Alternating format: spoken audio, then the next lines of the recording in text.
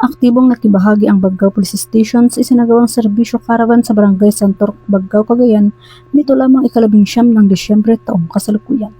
Pinangunahan ng local government unit ng Baggao sa ilalim ng pamumuno ni Honorable Leonardo C. Pattung, Medical Doctor, katuwang ang 95th Infantry Battalion, Charlie Company ng Philippine Army, Bureau of Fire Protection, Baggao Police Station, mga barangay force multipliers, health workers, at iba't ibang advocacy groups. Kabilang sa mga serbisyong ipinagkaloob sa mga residente ang Operation Tuli, pamamahagi ng bigas at damit, pamimigay ng vitamins at mga gamot, gayon din ang libreng dental and medical check-up.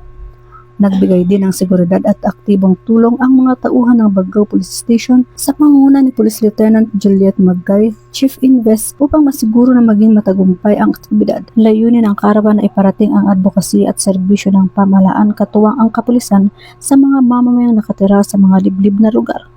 Patuloy na sinusuportahan ng hanay ng pambansang pulisya ang mga programang pangkomunidad na naglalayong maghatid ng serbisyong may malasakit at magpatibay ng ugnayan ng kapulisan at mamamayan tungo sa mapayapa at maunlad na bansa.